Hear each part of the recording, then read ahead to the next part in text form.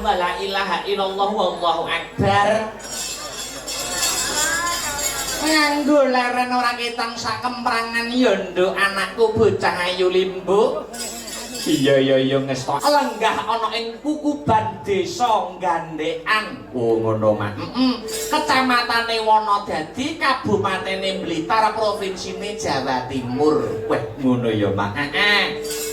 Bersih desa utawa nyadranan utawa sedekah bumi ana sing kandha rasulan, apitan dan lain sebagainya. Jenenge maneka warna ning intisarine padha ya kuwi ungkapan kang sarta ucapan syukure para warga masyarakat kunjuk marang Gusti ingkang murbeng dumadi no. Kowe ngono ya Mas. Iya ngestokake dawuh. Merga yen ora kleru anggonku sinau no. Iya kepiye? Ana ing adicara bersih desa utawa sedekah bumi, kuwi banyak nilai-nilai positif, nilai-nilai spiritual kang mapan ana jerone adicara bersih desa. Ngono. Upamane tak rangkum ana telu. Angka 1 ya kuwi nilai syukur. Oh nilai syukur.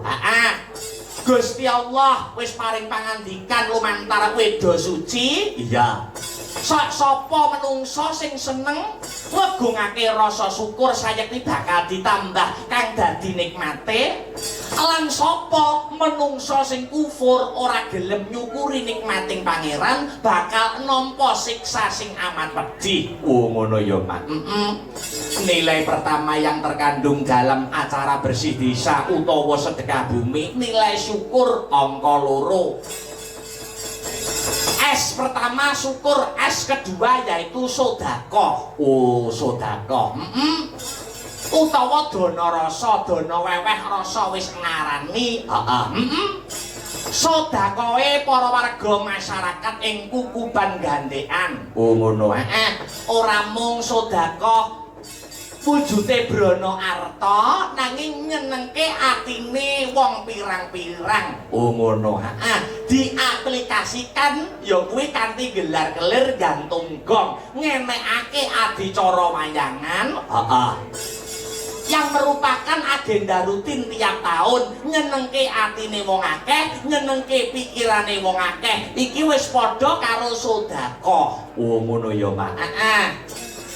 S pertama syukur, S kedua yaitu sedekah, S ketiga ya kuwi silaturahmi. Oh ngono ya Mak. Tembunge agama ya wis kandharake kepriye. Sok sapa sing seneng jembarke tali silaturahmi, fa insyaallah bakal dijembarke sing dadi rezekine, didawake sing dadi umure. Amin amin Allahumma amin. Kaya tuladane bengi iki, awake dhewe sak kanca sanggar seni Astabrata saka Laladan Kutha Angin Kadipaten Nganjuk tambah dulur maneh, tambah pepunden maneh, tambah kanca maneh karo warga masyarakat ana ing desa Gandekan. Iya, wah luar biasa. Ternyata senadyan bersih desa, senadyan sedekah bumi kuwi dudu perintahe agama nanging ana ing jero-jerone adicara bersih desa utawa nyadranan terdapat nilai-nilai Islam yang diajarkan oleh agama ya Mak. Pancen kaya mangkono no. Ana nilai syukur, ana nilai sedekah, ana nilai nyambung tali silaturahmi. Iya. Nilai positif kabeh to no? Iya. Mula nek enek wong sing ngarani, mula nek enek wong sing ngarani bersih desa nyadranan kuwi musyrik, ana sing kandha sedekah bumi bersih desa kuwi bid'ah utawa kafir. Kuwi meratandani wong kuwi mau dolane kurang adoh, sinaune kurang jero, ngopine kurang kopine kurang kental. Ya ini lho kopine dalane rung metu lho.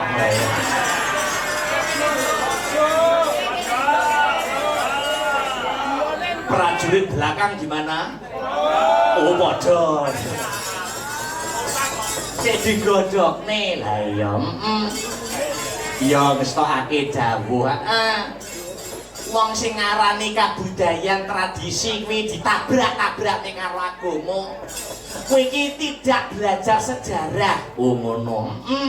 Kamangka salah satu ulama yang tergabung ana ing Wali Songo Jeng Sunan Kalijaga mbiyen siare ana ing bumi Nuswantara ya melalui media wayang dan gamelan. Oh ngono. Sejarah mengatakan Jeng Sunan Kalijaga wayangane ora ning latar, wayangane ora ning alun-alun, ning malah ning jerone masjid. Oh ngono ning jerone masjid Demak pada saat itu.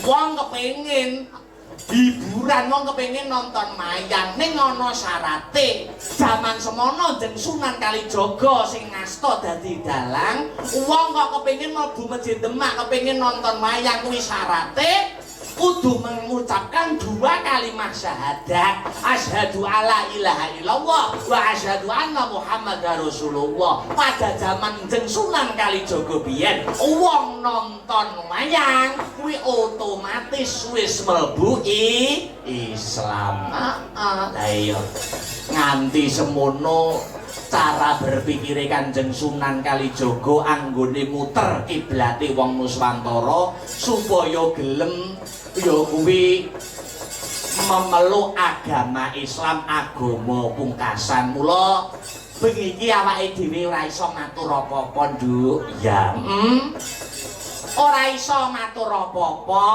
ning awake dhewe wis sak wajibe, wis sak terpe mengucapkan terima kasih yang sangat banyak, aturake panuwun ingkang tanpa pepindhan. Ya, kunjuk marang sapa wae.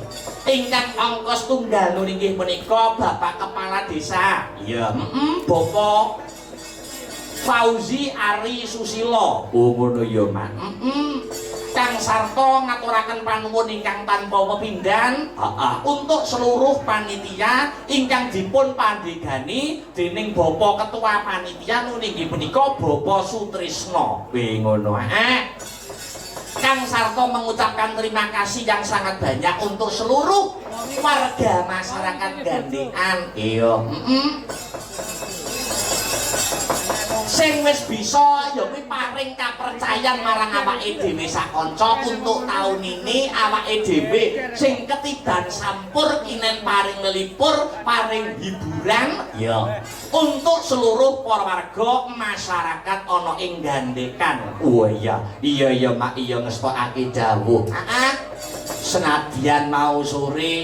Senadyan mau sore pinaringan Jawa, pinaringan udan, alhamdulillah manut jawe Bapak Panitia Kang Sarto Bapak Kepala Desa ya ana yaene kuwi kene kuwi ra udan no. Ning kok ngepasi wayangan kok ya pas udan. Oh ngono. Aja kok ditampa kanthi buruk, aja ditampa kanthi negatif. Iya. Justru kuwi banyu sing medhun lumantar banyu udan mau sore kuwi meratandani banyu penguripan. Fa insyaallah bubar acara bersih desa, warga masyarakat ana ing Gandekan pinaringan ayem tentrem, ayem para warga masyarakate tentrem sing dadi desane. Allahumma amin. Allahumma amin. Banyu dan minangka simboling penguripan. Wah iya Mak. Dadi kuwi nyimbolake urip kudu gawe uripe para warga masyarakat ing Gandekan kudu migunani tumrap para bebrayan agung ing tembe mburine. Iya ngestokake dawuhmu ya. Hasbunallah wa ni'mal wakil.